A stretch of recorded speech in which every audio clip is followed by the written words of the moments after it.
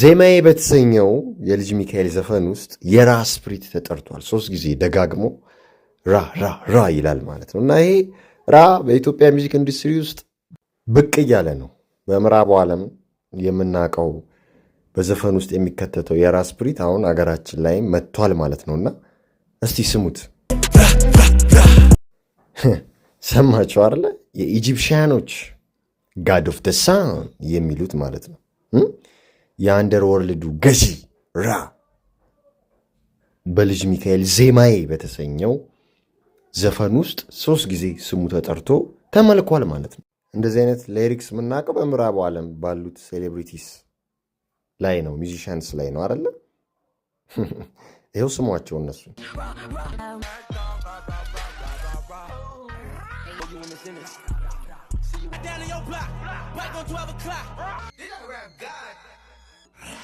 ሰማቸው አይደለ?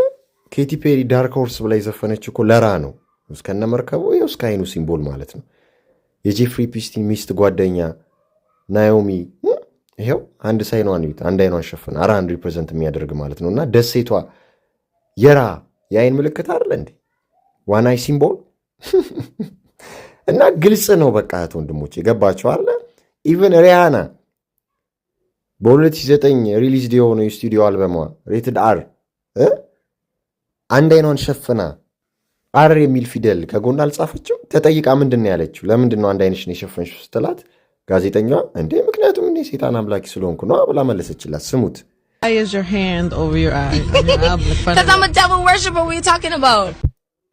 አያችሁት አይደለ? ዳዮፍራ ዳዮፎረስ የሚሉታል ዋን አይ ሲምቦል ኦል ሲንግ አይ የሚሉት ይህንን ነው። ይኸው በተመሳሳይ መንገድ መልኩ ልጅ ሚካኤል መንገዴ በተሰኘው ዘፈኑ ላይ አንድ እጁን አንድ አይኑ ላይ አድርጎ ልክ እንደ ሪያና ሁሉ የራን ሃንድ ሳይን አሳይቷል ማለት ነው። ሴሌብሪቲስ ሚዚሽያንስ የምንላቸው አካላቶች በተደጋጋሚ ይህንን ሃንድ ሳይንስ ኤንድ ሲምቦልስ ያሳያሉ። አንድ አይናቸው ጠፍቶ አይደለም፣ ምልክት ነው። ገባቸው አይደለ? ልጅ ሚካኤል ለመጀመሪያ ጊዜ እሱ አይደለም የራን ስፕሪት የጠራው፣ ራን በዘፈን ውስጥ ያካተተው። ሮፍናንም ይሄው ሳይድ ቪው እንደራ መስሎ ፎቶ ተነስቷል። በ6 አልበሙ ላይም ቶን መስቀል አሳይቶናል። ራ የሚይዘው መስቀል ማለት ነው። ይኸውላችሁ ምን አይነት ዘፈን እየሰማችሁ እንደሆነ። በዚህ ዘፈን ውስጥ የሚለቀቀው ፍሪኩዌንሲ የራ ፍሪኩዌንሲ ነው፣ የራ ስፕሪት ነው ማለት ነው። ሳይድ ቪው እያለ ራሱ ተከታዮችንም ፎቶ እያስነሳ ነበር። ራ ኢዝ ደ ጋድ ኦፍ ደ ሳን ኤንድ ደ ኪንግ ኦፍ ፋዘር ኦል ኢጂፕሽያን ጋድስ አይደለ?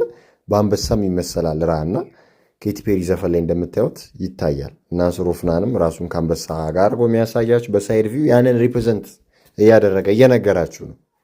አሁን ሌሎች ሰዎች አንበሳን እንደ ሲምቦል ቢጠቀሙ ራ ናቸው የራ ስፕሪት ተከታዮች ናቸው ማለት ሳይሆን አንደር ላይ መደረግ ያለበት ዲያብሎሳውያኑና አንድ ኖርማል ግለሰብ ይህን ምልክት ሲጠቀመው የተለያየ ትርጉም ይሰጣል ማለት ነው። እና ልጅ ሚካኤል እንደምታውቁት ከሁለተኛ አልበሙ በኋላ ነው የተጠለፈው አይደለ? አትገባም አሉኝ የሚለው አልበሙ እንግዲህ በሴክሬት ሶሳይቲዎች እንደተከበበ ይታያል።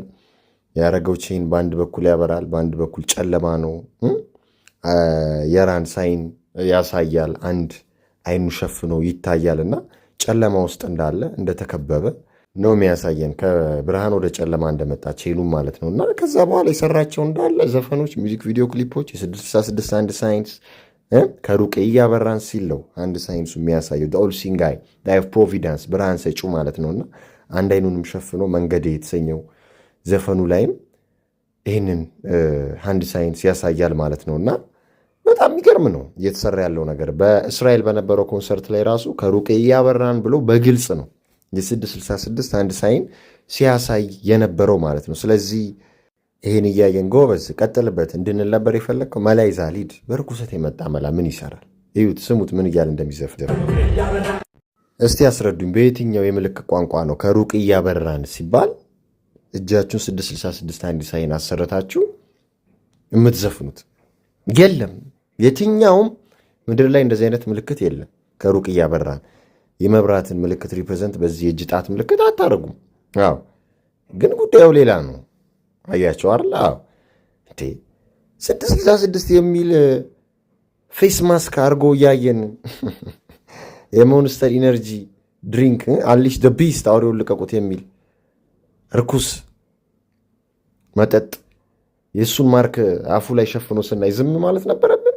በሂብሩ 6 ቁጥር ነው እንግዲህ ሞንስተር ኤነርጂ ድሪንክ ላይ የተጻፈው ማለት ነው። ስለዚህ ይህ ጠፍቶት ነው አንገቱ ላይ ያደረገው ቼን ኦልሲንጋይ የአዮፍራ ሳይን ጠፍቶት ነው ይመስላችኋል? መላ ሲይዝ ነው እኛ ያወራንበት። ስራተን ለትውልዱ ግድ ስለሚለን ነው፣ ግድ ስለሚሰጠን ነው። ለዛ ነው ከዲዲ ባል ጋር ነቃሏም ሶሪ ኮንሰርት አቀርባለሁ አዲስ አበባ ላይ ሲል የአዲስ አበባ ልጆች እንዲሁም መላ ኢትዮጵያውያን የዚህ ሰውዬ ኮንሰርት እንዳትታደሙ፣ የሚመጣው ግብረ ሰዶማዊ የሆነ ሰው ነው፣ ከሱ ጋር ነው አብሮ ኮንሰርት የሚያቀርበው ብለን ተነጋግረናል አይደል?